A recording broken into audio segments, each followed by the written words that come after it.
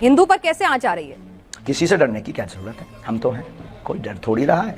डर रहा होता तो इतना मुखर करके क्यों बोलता कोई? डर रहा होता तो इतना ताल ठोक कर ललकार कर कोई पूरे नेशनल मीडिया के सामने क्यों बोलता? कोई डर रहा होता तो सबका सामना क्यों करता? डर रहा होता तो आपसे डिबेट में बात, आपसे आपके प्रश्नों के क्वेश्चन के आंसर क्यों देता? ठीक है, तो अगर डर नहीं रहते तो हिंदू डर नहीं रहा, हिंदू जग रहा। ठीक है, आपके ऊपर हिंदुओं को बहुत भरोसा है। अच्छा बहन, धन्यवाद। एक मिनट में धीरेन्द्र जी, आप कार्यक्रम मत छोड़िए, बस मुझे 5 मिनट दे दीजिए। मेरे मुश्किल से 2-3 सवाल और हैं, ठीक है? अब आप इतनी मुश्किल से मिले हैं तो आप, और आपका मेरा तो एक अलग रिश्ता भी नहीं, हम दोनों हमारे सामने बहुत कैमरा है, हम कार्यक्रम नहीं छोड़ रहे, आप सामने आ जाओ, 2 से 3 तो मैं कह रही हूँ ना आपसे, बस मुझे एक बात बता दीजिए कि आप एक बात बता दीजिए, आपके अंदर लोगों की इतनी आस्था है, लोगों का इतना विश्वास है, लोग कह रहे हैं, मैं आप सोशल मीडिया जाएंगे तो बहुत सारे सवाल हैं आपके भक्तों के, हमने भी वहां पर धाम में जाकर भी भक्तों से पूछा, वो कह रहे हैं बाबा जी क्यों नहीं आ जाते सामने, बाबा जी क्यों नहीं जाके उनका चैलेंज स्वीकार कर लेते, दिक्कत क्या है? हमें बाबा जी पे पूरा भरोसा है, बालाजी महाराज पे पूरा भरोसा है, सांच को आंच कैसे? हमने चैलेंज एक्सेप्ट किया है। पहली बात तो उन्होंने कोई चैलेंज लीगली नहीं भेजा। अच्छा। ना कोई हमारे पास चिट्ठी भेजी, ना उन्होंने कोई अपना व्यक्ति भेजा।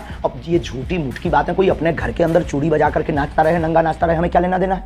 उनको दिक्कत है वो आ जाए। और रायपुर छत्तीसगढ़ हमारा क्षेत्र नहीं है कि हम घर में बैठ करके दुबक करके ललका लें। ये 3rd प्लेस है, ना उनके बाप का ना हमारे बाप का। आ जाए, कल भी दरबार लगना है ठठरी।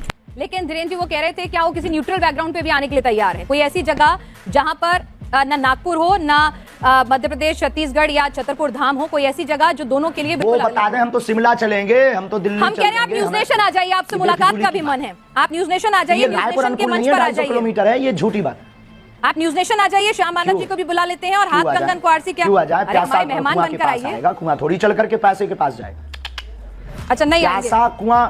हाँ तो आप कह दीजिए कि आप जैसे यहाँ न्यूज नेशन उन्होंने कैमरा भेज दिया, सुरक्षा की गारंटी आपकी और उनकी है। प्यासा कुआं के पास आता है, आ जाओ, दरबार खुला लगा, 4 लाख लोगों, हम फिर महाराष्ट्र जाएंगे और वहाँ फिर ताल ठोक कर बुलाएंगे। यानी आप कह रहे हैं आप फिर से जाएंगे नागपुर? हमारे स्टूडियो क्यों जाएं? चलिए ठीक है, हमारे स्टूडियो नहीं आए, हम आपके पास आएंगे करने के लिए। आप आएंगे दिल्ली, फिर जाएंगे महाराष्ट्र जाएंगे। अच्छा धीरेन्द्र जी, एक सवाल ये भी उठ रहा है कि भाई आप आओ, क्योंकि प्यासा कुआं के पास आता है और हमारी श्रद्धा बोलेगी, हमारे गुरुजी बोलेंगे, हम आपकी न्यूज नेशन आएंगे और ताल ठोक करके आएंगे बहन जी। बिल्कुल इंतजार रहेगा। अरे हम सनातनी बब्बर शेर है, इंतजार रहेगा। लेकिन एक बात और बताइए, आप लव जिहाद को लेकर भी बहुत ज्यादा नाराज हो जाते हैं। भाई प्यार तो किसी को किसी से किसी भी वक्त हो सकता है, प्यार में धर्म, जाति, समुदाय के बंधन कैसे? सबके लिए।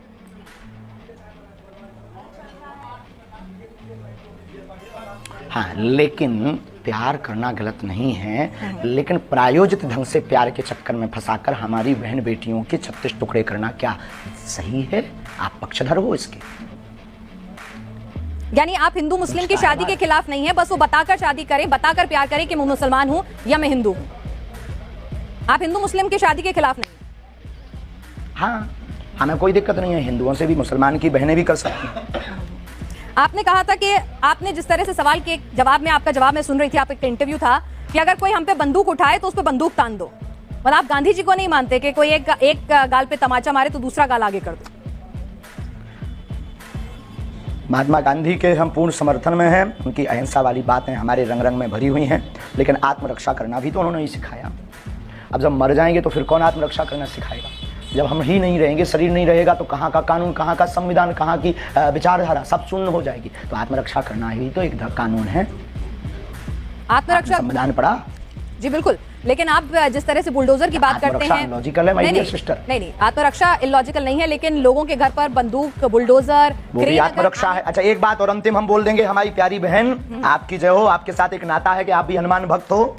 अंतिम बोल देते हैं कि आज हमको जिन को दिखाना था पूरे भारत को, हमने दिखा दिया कि भ्रम फैलाना बंद कीजिए। और हम फिर कहते हैं कल का दरबार लगना है, उनको खबर भेज दीजिएगा, नहीं तो आज के बाद इस प्रकार से कोई भी करेगा उस आदमी के बारे में, उसको हम भगोड़ा घोषित कर देंगे। ठीक है, आप ये बताइए आप शादी कब कर रहे हैं?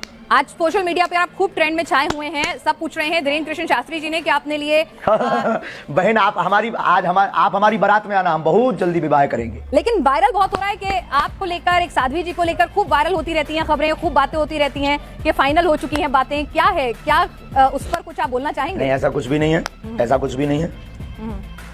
ये मिथ्या और झूठ है, ये गलत मिथ्या और झूठ है, और जब भी करेंगे डंका बजा करके करेंगे। तो लड़की पसंद कर ली आपने? बहुत बहुत धन्यवाद। अब आप सामने आएगा, कुछ बातें सामने समझ में आई। कल दरबार लगना है, अगर हो सके तो आपको बहुत प्रश्नों के उत्तर कल दरबार में मिल जाएंगे। आ जाओ, आकर के बैठ करके देखो, और फ्लाइट का टिकट आज रात को ही करवा लो, कल पनीर हम खवाएंगे बहन। चलिए धीरेन्द्र जी, आप हमारे साथ, आपके पास वक्त की कमी है। कंगन को आरसी क्या? चलिए कंगन को आरसी क्या, ये बताइए। कंगन को आरसी क्या? एक और सवाल आया है। दूध का दूध और पानी का पानी हो जाए। आपका ये इंटरव्यू लाइव जा रहा है, इस इंटरव्यू में एक सवाल और आया है, तो वो और पूछ लेती हूँ। एक माइंड रीडर है, वो कह रही हैं कि हम भी माइंड रीडिंग करके हजारों की भीड़ में से नंबर बता देते हैं, नोट पे क्या नंबर लिखा है, क्या सीरियल ऑर्डर है, ये सब बता देते हैं, तो आप उनसे अलग कैसे हो? हम नंबर नहीं बताते हैं, बहुत बड़ी कृपा है ये हमारे ऊपर। ना तो हम मोबाइल नंबर बताते हैं, हम ना नंबर बताते हैं, ना ये कोई घोषणा करते हैं, ना हम कोई जादूगर हैं, ना हम कोई इन सब चक्करों में पड़ते हैं। और कृपा में और रीडिंग में, अच्छा रीडिंग ये होती है जब व्यक्ति सामने हो। आज हमने दरबार आपने देखा नहीं है, क्या है आपका जो अनुभव है? नहीं देखा है, हमने देखा है, हमने पूरा देखा है। आप पर्ची पर लिखकर बता रहे थे, लोगों के नाम बता रहे थे। किसी पत्रकार को क्या हमने पहले से ही पर्चा बनाकर रख दिया था? अब ये माइंड रीडिंग से बाहर विषय।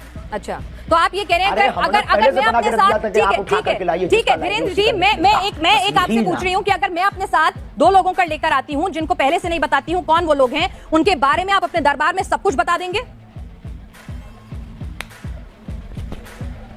आपके पास वो दिव्य शक्ति है? देखो, जो हमें आज्ञा लगेगी, जो उनका प्रश्न मनोभाव का होगा, वो हम लिख देंगे। जो हमें गुरु कृपा होगी, आपके कहने पर या आपके प्रमाण पत्र के लिए हम दरबार नहीं लगाएंगे। दरबार में लेकर आइए, राम नाम का उनसे जाप करवाइए, फिर अर्जी लगेगी। ठीक है, एक बात बताइए, मैं आपसे समझना चाहती हूँ कि लोगों को जरा ये समझाइए कि आपको जो ये कृपा प्राप्त है, ये आखिर कैसे मिली है?